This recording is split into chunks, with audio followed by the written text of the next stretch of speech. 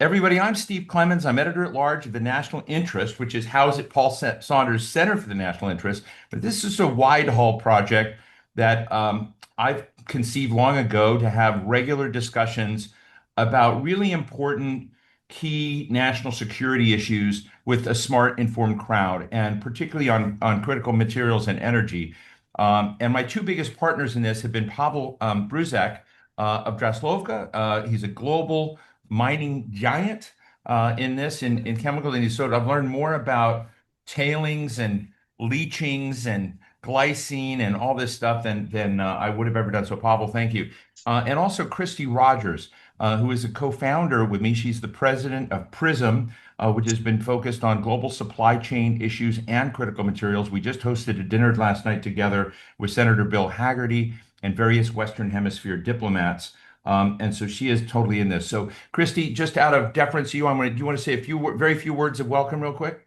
No, excellent. Thanks again for hosting this. And yes, we are the only industry-led, I believe, global supply chain organization, and working really hard to not only increase our access to critical materials that go into our critical technologies, but also establishing and strengthening the entire value chain. So essentially, pit to port to the United States. Right. And thanks very much for having us. No, thank you. So let me introduce to all of you our real anchor star this morning, Jarrod Agen. You know, his formal title is Executive Director of the National Energy Dominance Council in the White House, but he is really the fix-it guy for energy and critical materials for the White House all over the world. If there was a global fix-it guy, I mean, a lot of people get the credit, but the people who are doing the deals, getting the work done, every time I turn around, he's off to Venezuela or something, to try and patch that up. He's also coming in as the Sherpa, the energy Sherpa for the Doral G20 meetings, which I think are in December. And if any of you have played a role in government and understand the incredible workload and demands of that role, that's what Jarrod is doing. So I'm so grateful for him to join this morning. Jarrod, I just want to have a conversation about, the kind of map, on your desk of prioritization as we think about disaggregating the challenge for the United States on both critical materials and energy. I know you kind of handle both, but since your title is energy, why don't we start with the energy picture and give us what you think are the kind of undone things that we need to move forward? Well, I think the key thing to look at is the entire shift of the center of energy and potentially also with critical minerals has shifted to the Western Hemisphere and to the Americas. And that, I think, is what the president has done in his year and a half in office and will continue to do over the course of the 4 years. So the U.S. is now the biggest producer and exporter of oil and natural gas. That is only increasing right now. You start to add on the work. So the two big trips that I've just coming off of, 2 trips down to Venezuela, a trip up to Alaska. That is where the opportunities lie right now. There are massive opportunities, both on critical minerals and on energy in Alaska and Venezuela. What the president is doing is unleashing production in both of those areas. Everybody knows about, we have amazing production in the Permian and in Texas, and we're doing a lot to streamline that. And we're doing a lot in the Gulf of America to streamline natural gas. I can talk about all that. But if you're trying to get where are the two areas that are just massive opportunity for investment and growth, it's going to be Venezuela and it's going to be Alaska. And once we start to open up, these are different supply chains. I mean, what everybody's looking at now is everyone understands we have supply chain issues on the globe. Critical mineral supply chains, China, we have to make sure that China isn't in control of the supply chains when it comes to critical minerals. When it comes to oil and gas, everybody sees what's happening in the Middle East.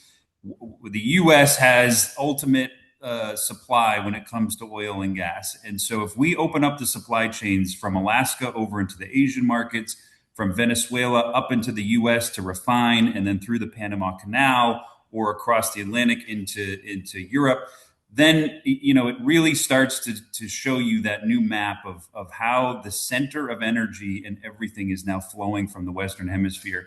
And so what the president wants us to do is, one, what can we do from permitting and from investment and streamlining to make sure production's happening here in the U.S., but also how do we unleash Alaska faster than we have in the past? And a lot of that's happening.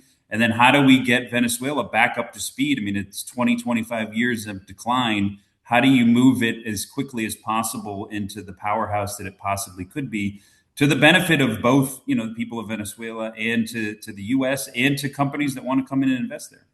How do you solve the Venezuela, I don't know what to call it, the investment climate problem that, a number of CEOs said, hey, the trust part of this, the kind of long-term, certainty about a system of law and property rights, after you've kind of seen the culture of expropriation of national oil assets and whatnot in Venezuela before and the lack of investment. How do you get U.S. firms over that hurdle that they kind of were, burned in their investments in Venezuela in the past?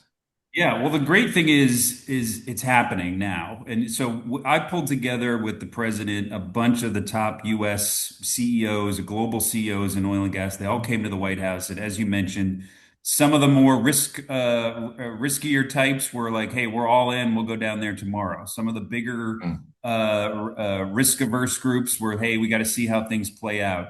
But if you look at the steps that have happened, the Venezuela made moves to fix their hydrocarbon laws. They made moves to fix their mining laws. Those aren't perfect yet. We still have ways to go. But every one of those companies that came in to see us at the White House in early January, even the ones that voiced some skepticism, they have all sent teams down to Venezuela. They've all been meeting with Delcy and her top lieutenants. Some of them we brought down there. We brought a huge group of mining companies down there. Some of them that had been burned, nationalized twice. And now they're like, hey, we'll come back a third time because the potential is there. We know how big it is. And so they're starting to see all the right steps. Some of them have already signed MOUs. My last trip down there, we had the first big mining MOU. And so now the question is, how do we take it from MOUs into the contract phase? And I think we're making a lot of progress there. And so you just have to remember, this has only been a few months after multiple, decades of decline.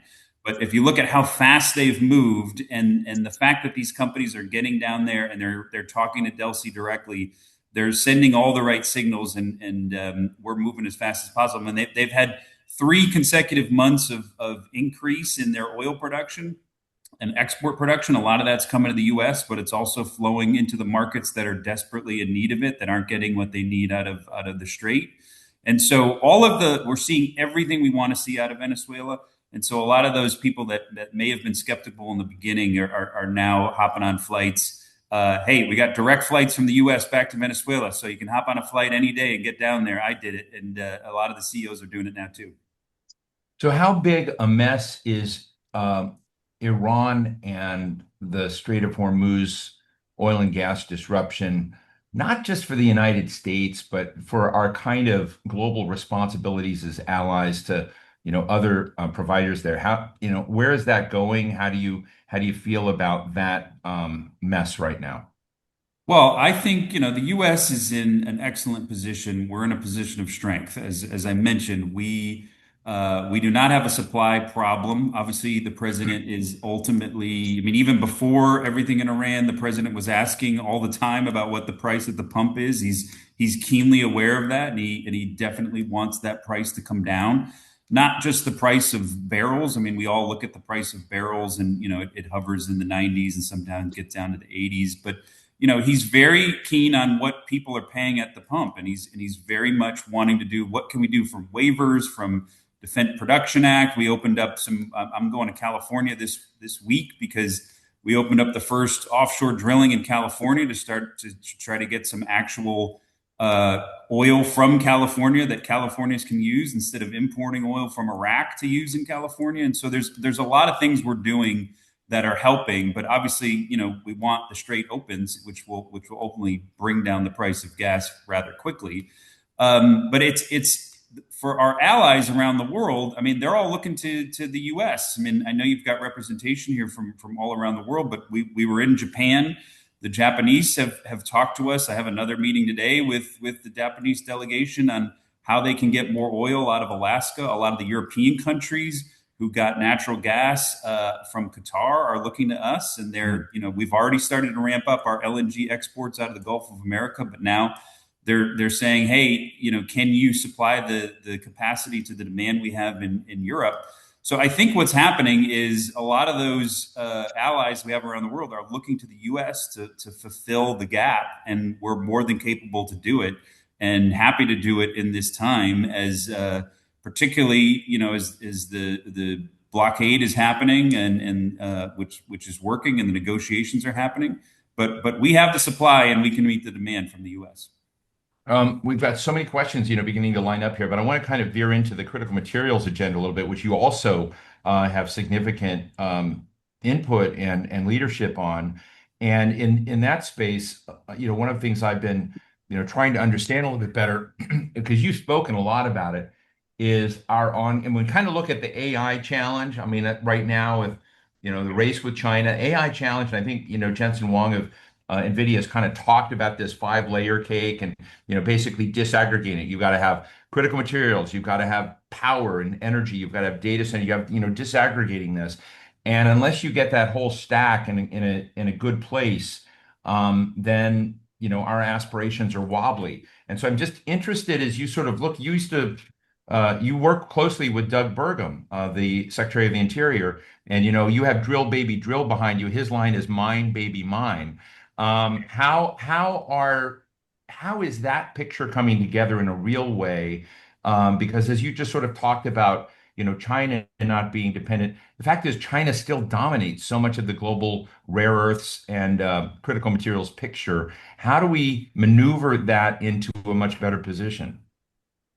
Well, it's two things. You need kind of a global consortium, a global alliance. And I think you've seen more in that. It's been a wake-up call the last year. I think early on in the Trump administration, we were raising alarms. And I think you've had a wake-up call here in the US. But we cannot do it alone, because obviously we have resources, but we don't have all the resources. So you need Europe, you need Africa, you need the Asian nations, you need South America. And so what you've seen this year on that kind of global alliance front is we had the biggest ministerial in the history of critical minerals. Secretary Rubio got everybody together at the State Department, got multiple countries to come together to agree that we're going to work together on this and start to share resources and share the abilities that we have.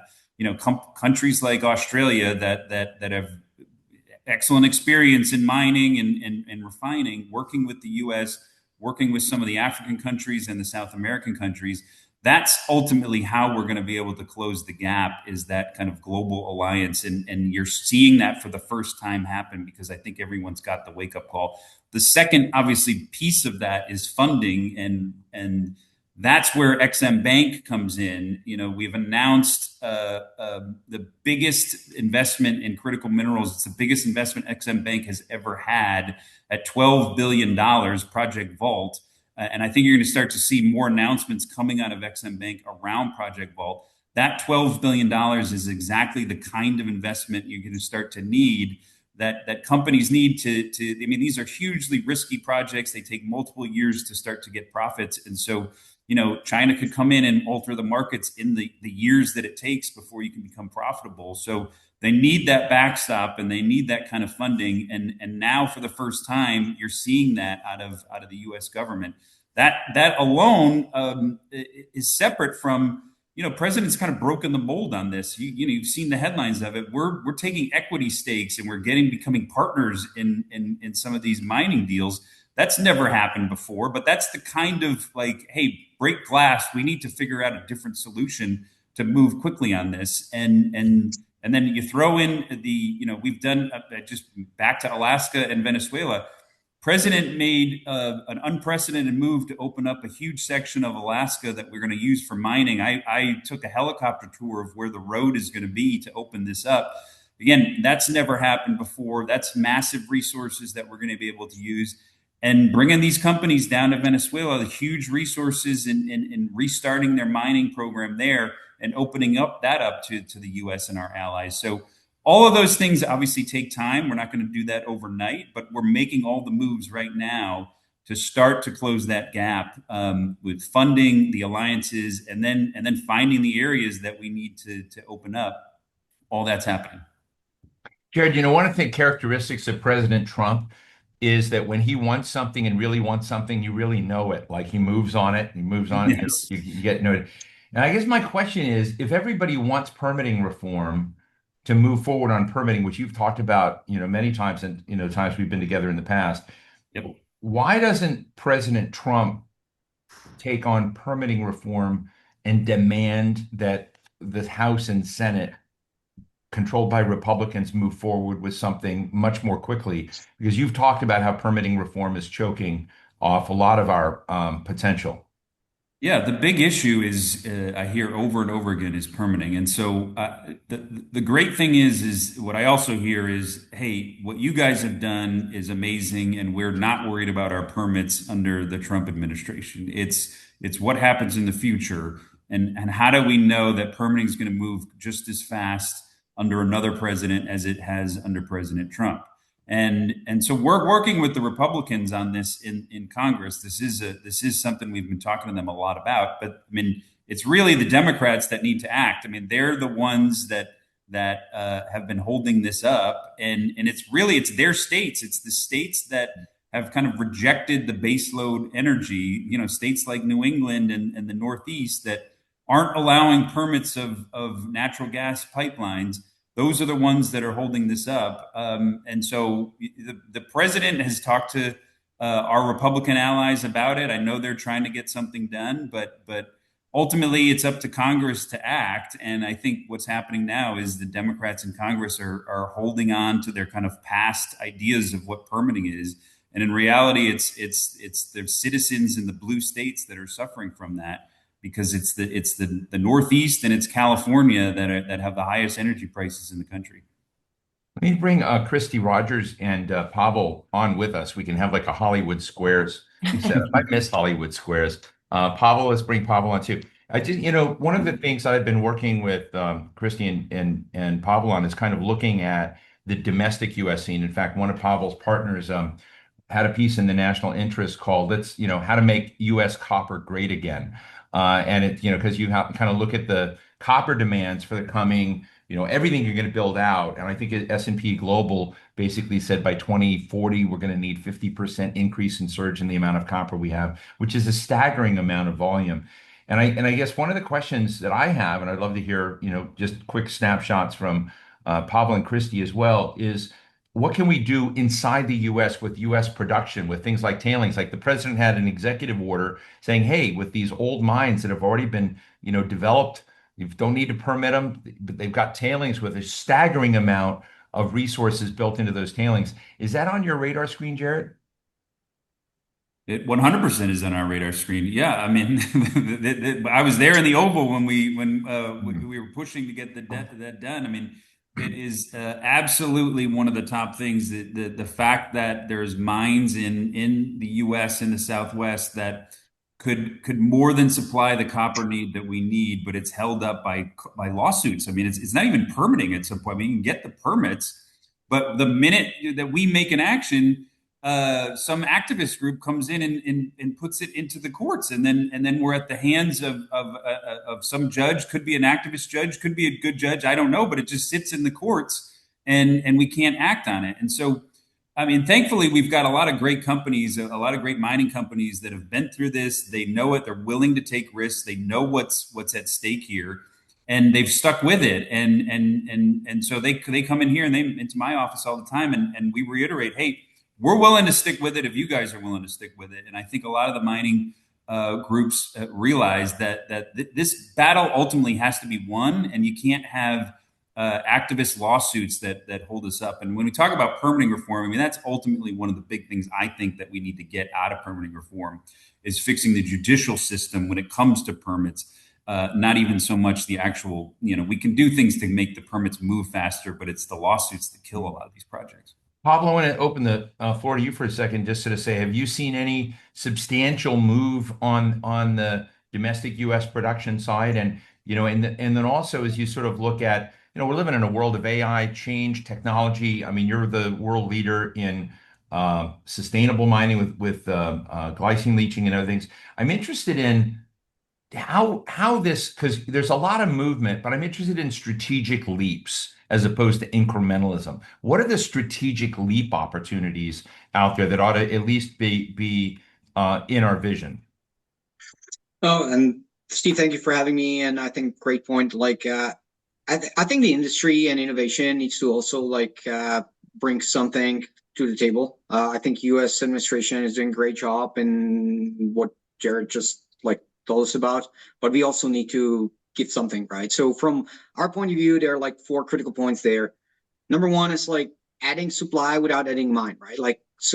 Because I think the next gains, especially in short term, in critical mineral supply, won't come from digging more right now, right? I mean, it's a long term process, as Jarrod said, it can take up to 17 and a half years to get a mine.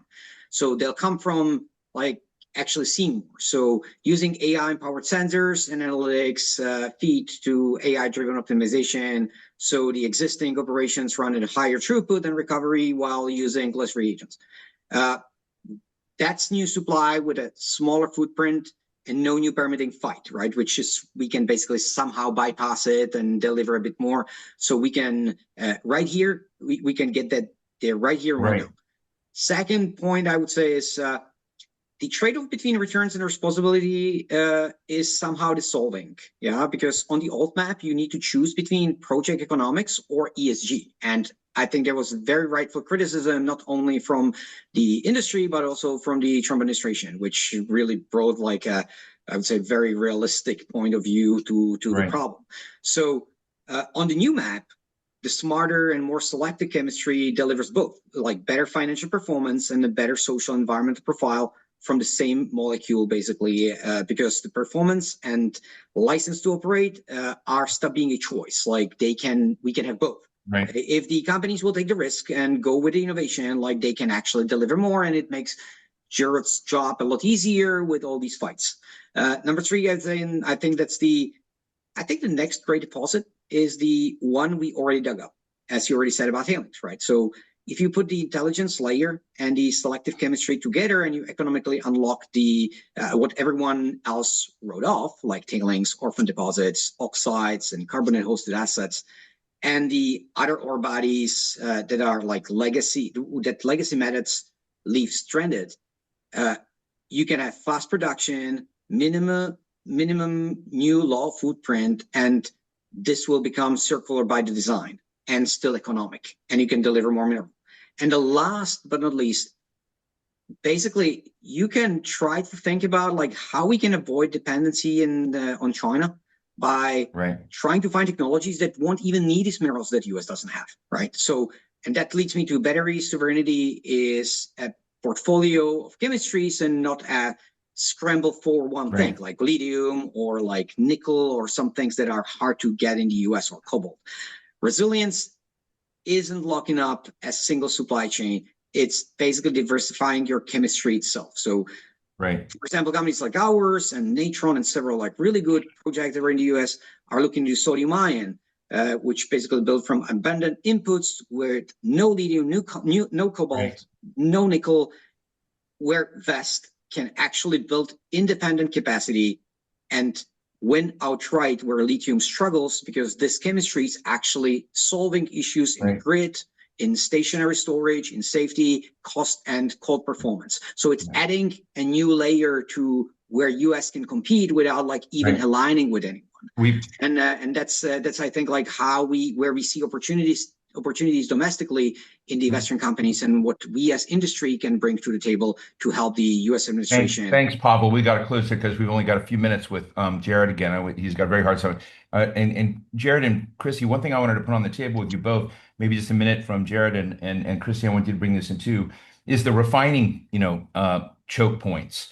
And, we don't talk a lot. We talk a lot about critical materials. I was just in Estonia. It was interesting meeting with the foreign minister of Estonia, who's basically in some rare earth, I don't know the name of it, but they are one of the world's few refining alternatives to China in a key rare earth, and they're looking to work out arrangements. I'm sure you've been involved with that, Jarrod, with Marcus Stockna, in the U.S. And what I'm interested is, what are we doing to diversify our refining requirements. Do you want to give me a quick second on that, Jarrod? And Kristi, I know, has been working on this too.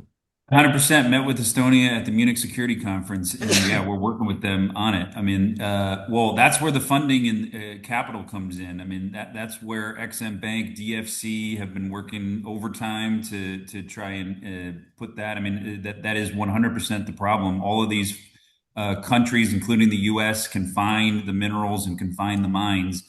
But it doesn't really make sense if then you just have to ship it back to China to refine it. So that's the key piece to all of this. That's where we need the financial institutions to come in, the World Bank, and then private financing as well. But the key piece that I don't think people realize is even if it's a mine that could be in our own backyard, you cannot skip the step of where does it go to refining, and you don't want that going to China. Going to Estonia or California or someplace that would be fantastic.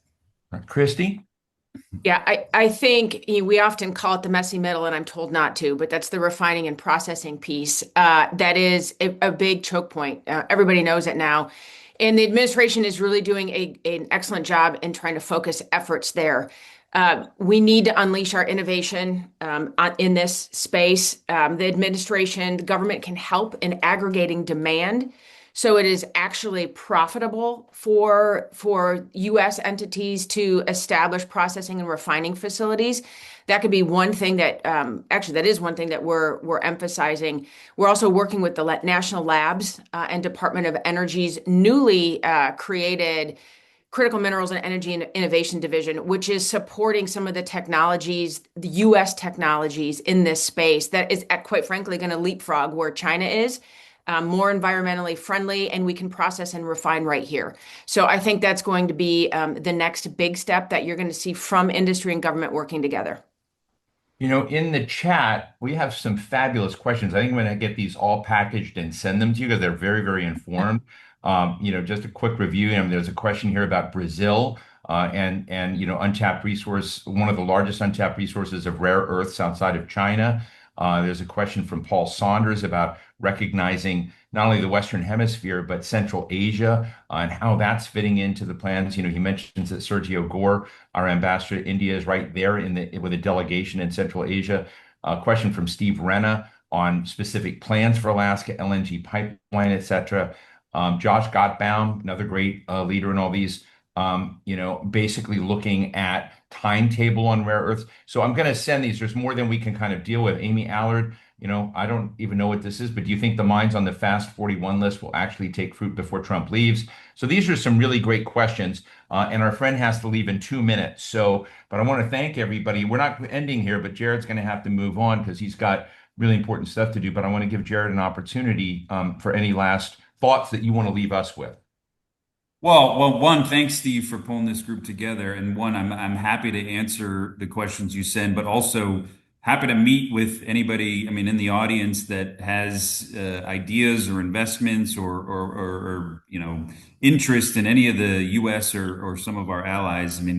Kristi has been in to see me. She's fantastic and has a lot of great clients in this space too. So we want to be a resource to people. I don't have all the ideas. There's a lot of great innovation. And the one great thing about this president is, as Steve mentioned, once he decides he wants to do something, we're going to do it. And so the Fast 41 is a great example of that. To answer your question, yes, those that we put those projects on there for a reason. That had not been used for mining projects before President Trump, and we're putting projects on there, and we're getting those projects done. And so, one, thanks, Steve, for pulling this group together. But I want this to be a continuing dialogue. We're here to be a resource and to get things done. And there's a lot of smart people in this space that have been butting their heads against the wall for years. And we got a unique opportunity to get a lot of stuff done in a short period of time. So please come in and see me and send me your questions and send me your thoughts. I'd love to hear more from this group. Jarrod, we're very grateful. Thank you so much.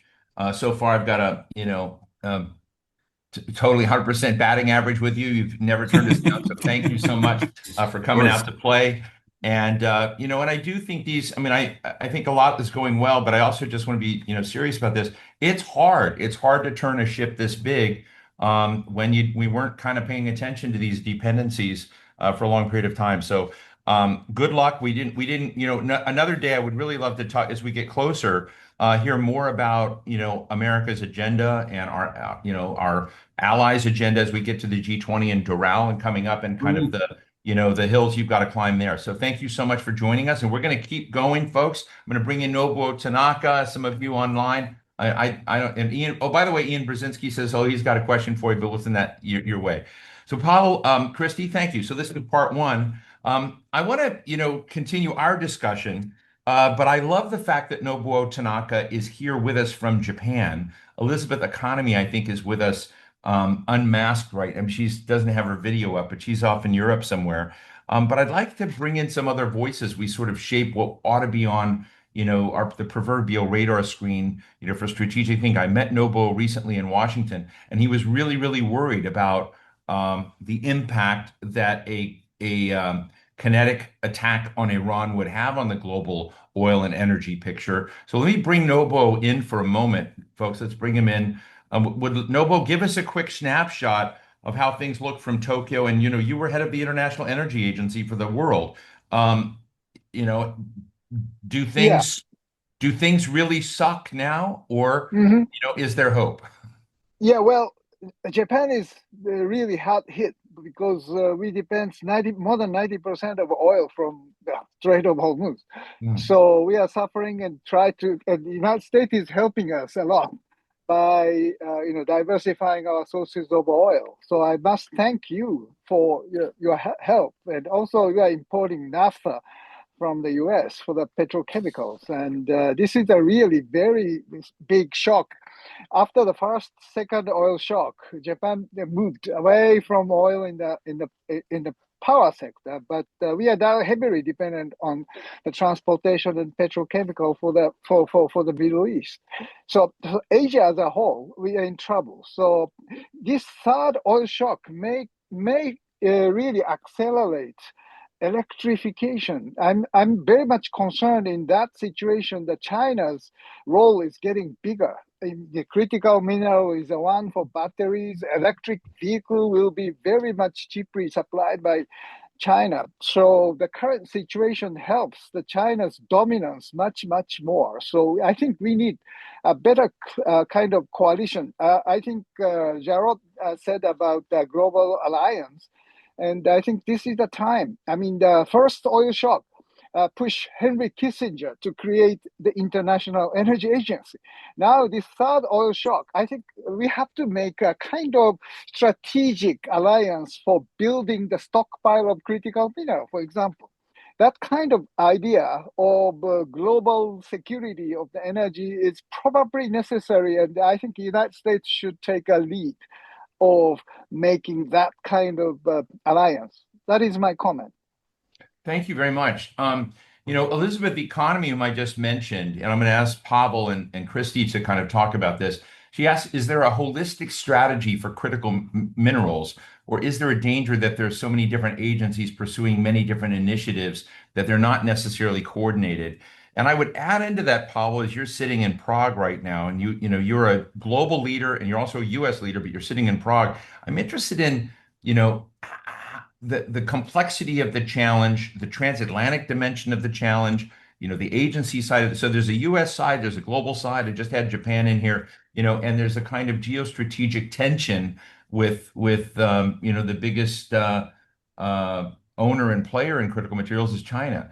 But your thoughts, Kristi? I mean, I do think there is a risk. There has been a risk, right? That there are so many disparate offices inside the U.S. government working on different angles. I mean, PRISM, pre-PRISM, the Global Supply Chain Task Force, we worked on this issue for chips. We also worked on this issue for pharmaceutical supply chains, because a lot of times government offices don't talk to each other. This administration is really making incredible strides in consolidating. I briefly mentioned the reorg of Department of Energy to laser focus efforts and identify projects in the United States and those amongst our allies that we can target, and working very closely with the Department of War, Department of Commerce, XM, and DFC. Still more work needs to be done, but there are giant strides being made. I will say that Congress needs to step in and memorialize some of the executive orders that this administration has done, so that the industry doesn't go through sort of this ups and downs and constant uncertainty. because a mine and a mine project, refining, processing, the entire supply chain isn't 4 years. It's 8 years, it's 12 years, it's 25 years, and there needs to be certainty built into that entire value chain that is not partisan and that should transcend politics. And that's an effort that we're working on as well. Right. So yes. I want to bring Pavel in his and ask him how he's navigating and sees this navigating of different ages, because you're in business, so you got to deal with the U.S., you got to deal with states, you got to deal with Europe, you got to deal with Australia, Africa. We haven't talked much about Africa yet, and we've got very good friends who are experts in Africa and mining materials online as well. So we'd love to do that. But there is this question I'd never even heard of before that David Nichols put up. So I want you to also answer this, Pavel. It says, is it reasonable to assume that two distinct critical materials pricing models will develop, East and West? I'd never thought of that because I just assumed there's a global price. But what's the deal, Pavel? Yeah, well, listen, let me start with this. I think companies like ours can only say this: U.S. administration right now and the alignment between the individual agencies is better than ever. I just confirm what Kristi said. Like it's because it's laser focused on trying to deliver rather than like building more complexity there. Long-term stability for many of these projects is extremely important. So like I think the whole business world wants to hear there's not going to be a 180-degree switch in the next 3, 5, whatever years, because these are very long-term projects. What do companies like ours and what we can do from other angles through innovation? Again, we can try to bypass like building smelting, right? Like that's what we are trying to do with the glide leach technology, to like have such a selective chemistry that you don't need to actually build that, and you have the alternative. Because I think in a global navigating in a global landscape is having the fallback scenario, having leverage, having opportunities. And again, the current administration is really good in creating leverage and creating leverage where you can negotiate with the partners, and with some of them, you just need them. You cannot just like completely omit them because in, for example, lithium, in nickel, in cobalt, these value chains were built over the last 30, 40 years. Yeah, that train like arrived to the final station, and we are thinking about like if we're going to dispatch the train, like we can do that, but we need to create a bit more leverage to say, okay, like it cannot be that expensive. Otherwise, like we have this and that technology that will mean that we don't need that product from you anymore. And I think that's very important to create a bit more balanced negotiation through different kind of tools. And I think the current administration is really good with that. I think Europe can learn a lot from like what's being done right now in the US because that's necessary to rebalance the game in some minerals which like for example US or Europe will never have and will have, because we cannot change the ground that we walk on, and that's the injury our view. I think we have many great companies that can help to create that leverage, right? Great products, great services, and like utilizing them in this geopolitical game is going to be essential for future negotiations. I love that so many people are interested in the subject. We've had in the past, Pavel, as you know, and you've been on with them, the CEOs of Freeport-McMoRan and Rio Tinto in these discussions, other mining leaders from Barrick and other places. But I got to tell you, if I were just getting into this, I would never get into this business with the number of years it takes. I don't know why. What turned you on to this industry is really interesting to me. But David Malpass is online. He's the former president of the World Bank, and he asked a really interesting question here: is there sufficient mapping of the processing steps for each key mineral? And I guess there's a critical minerals list. So I would limit it in that. Say, is there a key, sort of playbook, if you will, for each of those? And he says, is there this keeps moving, people are putting up more questions. Are there sufficient floor price contracts to incentivize each step? So I want to ask both Kristi and Pavel about this, because what I've learned, in this, particularly looking at, China's global assets, which are staggeringly large, but they also have pretty significant pricing power that make this business even worse for many, both incumbent players and new entrants in mining. The economics don't make sense because there's not a sufficient floor in pricing. But Pavel, your quick thoughts? I think it's very well documented what's needed, like in order to deliver the mineral from the actual mine and breaking the rock into the final customer. The issue is that some of these minerals, it's so well defended and it's so well covered, like that technically China and part of Asia, they're completely sent back in their positions, right? And that's why I was speaking about, like, we need to find leverage of how we can do that. Like, I think copper is the wonderful example, right? Like, US has copper, but if you create copper concentrate that you then need to deliver to China because, like, there's only one smelter in the US, like, and then you won't get that copper back because you will get it in the form of a final product like copper wiring or the final car or the electric motor. How is that increasing value and the leverage in the geopolitics?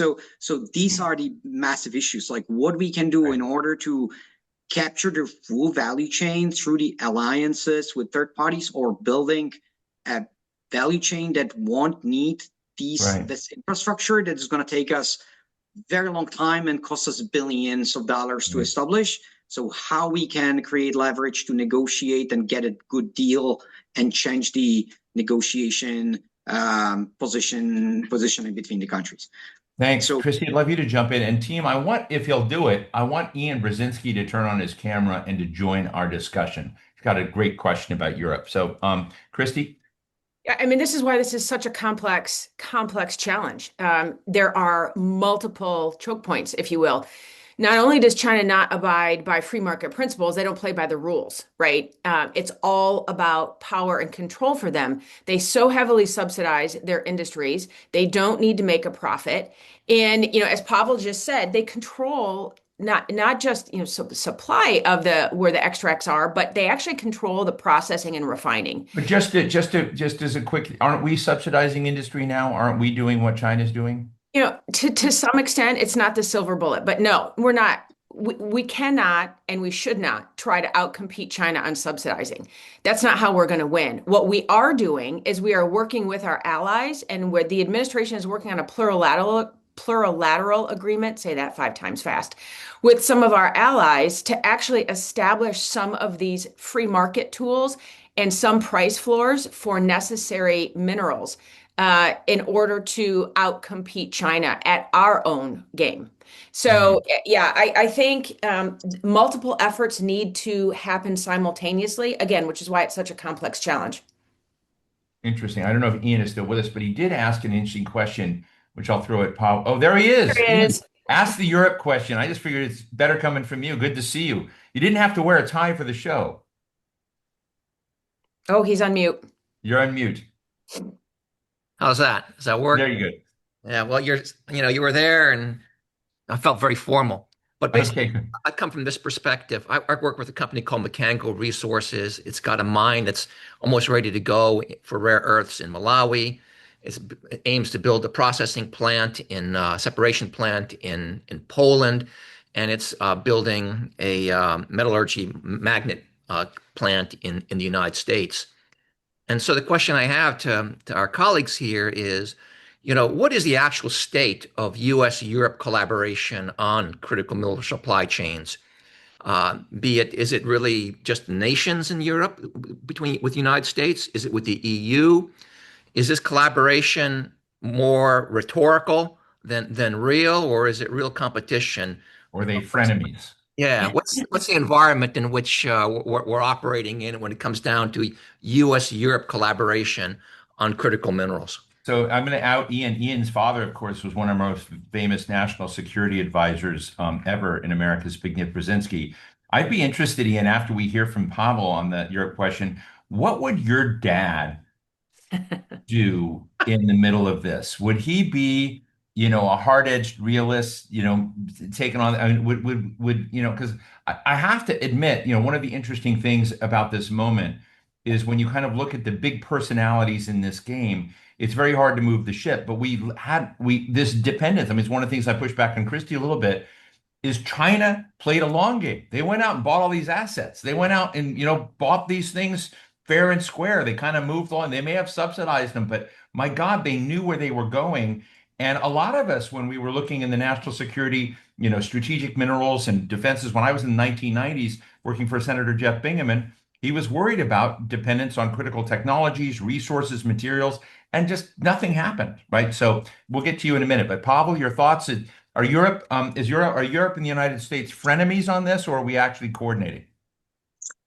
Well, listen, like sometimes it's hard to navigate in that. I think Europe and US are like in the same place, right? Like we need both. We need each other. And we even like in Africa, as Ian just said, like some of these minerals are not in Europe, they're not in the US, they're in Africa or your completely remote location. And that's, I think we can kind of copy paste like what China did, because that's exactly what they did. Like they actually get the mining rights in the country where the mineral is, they get the processing plant in the country where it makes the most sense, and then they deliver to China and do the final step in processing over there. So like I think these relatively complex value chains can work, or they has to work. Otherwise, like we won't get there. So I think the right question is, do we understand that we need each other, and is there a will to find the regulatory landscape under which like it's going to be clear for all the companies like Ian's to deliver the mineral from the mine to the final customer in the US with a minimum impact into the value chain that would artificially or fundamentally increase the price to the final user and make this product uncompetitive versus China. I think that's the right question to ask, and probably not to me. I think the real answer, Ian, is that every country, transatlantic and whatever, is hedging its bets, and they play with China, they play with the US, they play on their own. And I basically, think that the real answer to your question is it's blurry. And I don't think the coordination is as strong. And maybe others have different views here. But what would your dad do? Well, one, I think he would recognize, like me, I've been in the security business for 30 to 40 years, and I'm embarrassed at how ignorant I was about how dependent we allowed ourselves to become upon China for these critical minerals that are so essential, not just to our telephones and cell phones, but to their most sophisticated guidance systems, our most basic communication systems in our military. We totally dropped the ball. So thinking from my dad's perspective, he was always a transatlanticist.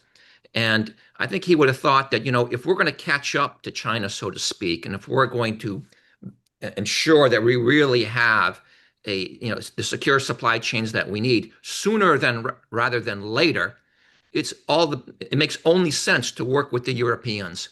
Right. Because of their industrial capacities, because of their global relationships that complement ours. Ours and theirs are both good and bad when it comes down to Latin America, Africa, and elsewhere. So collaboration in this area ought to be a priority, because it is a quicker way to kind of ensure that we have the supply chains that we need. Before you go, team, I want to get Cullen Hendricks from the Peterson Institute, if he's still on, and Zainab Usman from the Carnegie Endowment to join us in just a moment. So get their screens open, get them on. But Kristi, you wanted to jump in. Just real quick, the answer is, yes, it's a lot of rhetoric still. Also, yes, the collaboration is increasing, particularly in the innovation space. The research development, with the Scandinavian countries, with Norway, with Finland, with Estonia, on tailings research, what Draslovka is doing. And also in the financing space, there's collaboration between DFC, XM, and a lot of some sovereign wealth funds, some of the access the EU has, or capital the EU has, to focus efforts in the global south. So in Africa, also in South America, to help all of our efforts. So that is increasing. What we're doing at PRISM is working, quite frankly, with the administration to push and encourage working with our allies on this. Want to say goodbye to Paul Saunders, who's been so great. He just sent me a note. He's moving to the gate. I love how people are coming in from different tense points out there. But let's bring Zainab and Cullen on if they are still with us. Do we have them? Cullen is posting these fantastic questions. And I want to say, hey, Cullen, I know I'm surprising you bringing you on here, but they're really great questions on, the Exim Bank statutory basis expires on December 31st. I mean, so many key dates you've been putting up here on these various things. So how screwed are we, Cullen, when that happens? Well, I think that this speaks to a point that was raised earlier. It strikes me that if we're going to think about this as a coherent strategy, it begins by kind of creating sort of some kind of facts on the ground using the XM tool, because it was a tool that was within the executive's power to mobilize relatively quickly in order to try and develop. Yeah, and Jarrod Agen interest referenced it and co-investment said here. it was so important, right? Yeah. Yeah. And so, I think that was what was being alluded to in terms of Congress needing to move in and kind of act so that there is a permanent funding basis for it, either through, EXIM extension or through an independent kind of legislative appropriation. That's what I'm concerned about. But, we've been talking about policy coordination. The intention behind Project Vault is not just to be a buffer for the United States, but a buffer, for U.S. industry and for industry in allied countries.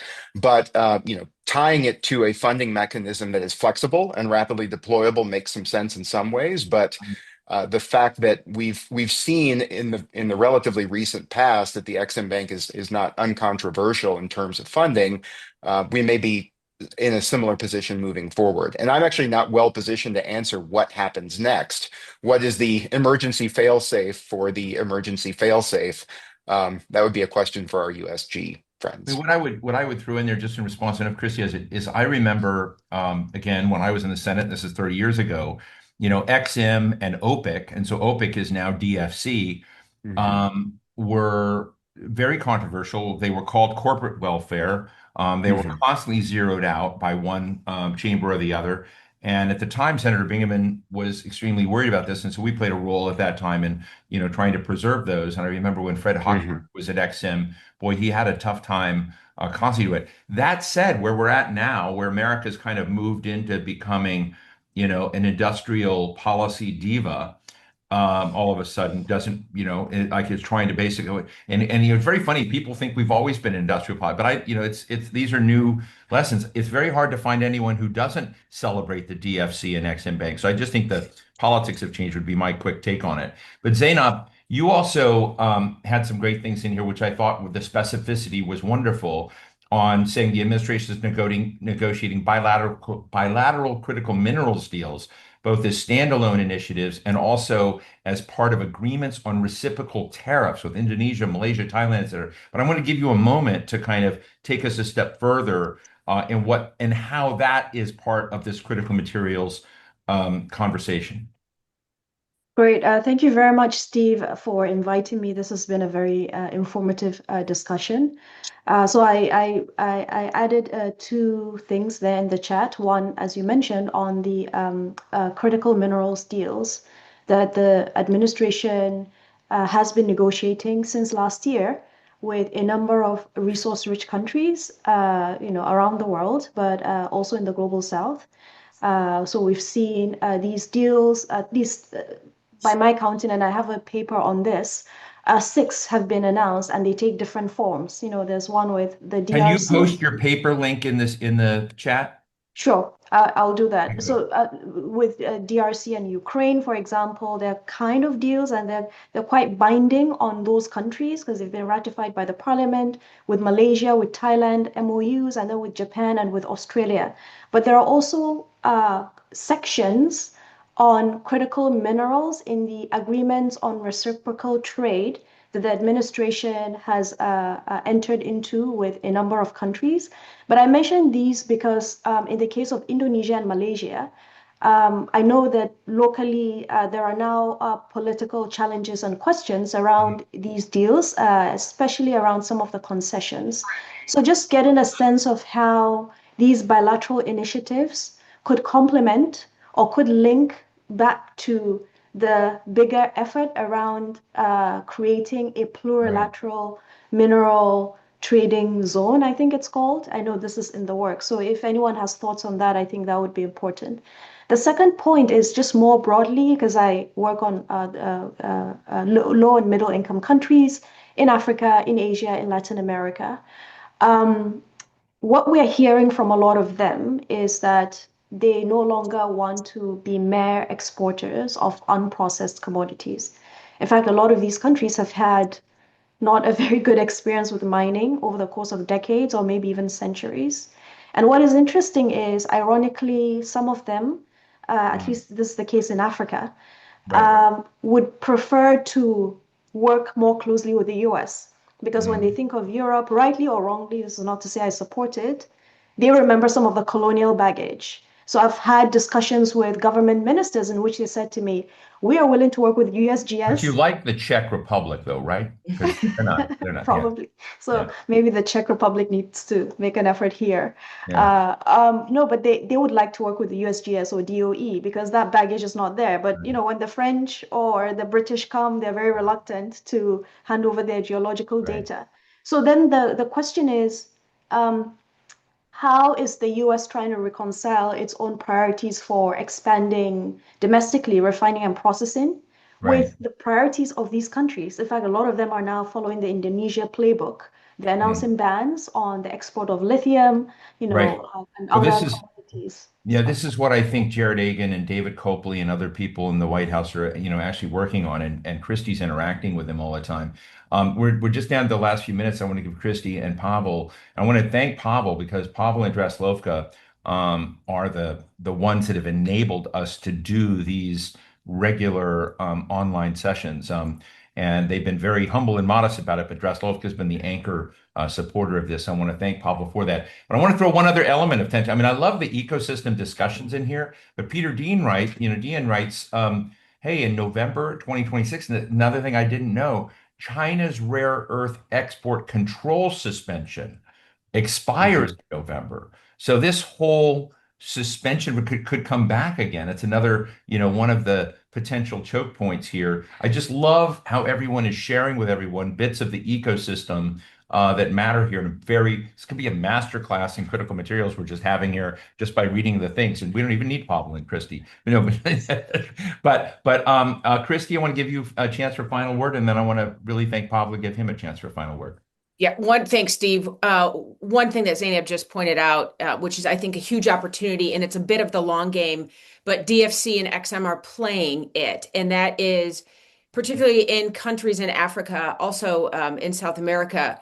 We are working together with DFC and the host nations that have these minerals to build refining and processing capacity within that country, as Zeynep was mentioning, keep their minerals and resources there, spur additional economic development, which is good for the host nation, in exchange for our access to those critical minerals. That's a long game. That's a strategy that's being implemented right now that's going to have the benefit for those host nations as well as the United States, because it increases our access. Yet another piece of this giant puzzle. Wow. Fascinating. Pavel, over to you. And thank you again for supporting these discussions, which I think are so important. We're always enables to bring a lot of different voices and people together.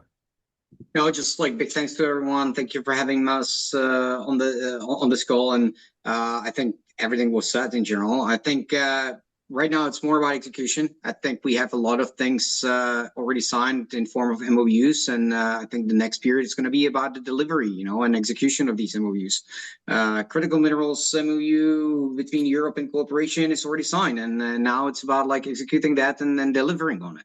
Can I ask you one quick thing in your final comments, because you've referred to it, but not can you just in your final minute, can you tell us how you as a CEO in this space are seeing AI changing the game? Well, absolutely. Especially in mining. Mining is one of the only industries where you don't know what's coming into your processing plant. So having better understanding of what kind of ore is coming in. So AI empowered analytical sensors that will get you the right data for the AI to make the good decision and increase your throughput and your recovery is the way to go, because you can process more with using less raw materials and less energy. And I think that's a big change in the game. Like the data gap in mining is still there. And I think that's one of the ways of how we can deliver more in the shortest period of time through this, because AI has one and only issue, and that's if you get let's say trashy information in, you're gonna get a trashy result. Right. So we need to sort the data first in order to get the better results. So I think that's one of the fastest ways to deliver more critical minerals in the shortest period of time. Well, listen, I want to thank Pavel. I want to thank Kristi for joining us. I want to thank Jarrod Agen and many of you. You know, there were so many people online today. This is a rare moment where these discussions, sometimes they're on the record, sometimes they're off the record. This is an on the record session. Widehall will be putting out this video. I'm happy to send the video to any of you that would like it. Thanks so much for joining us. I'm Steve Clemons. Have a great day.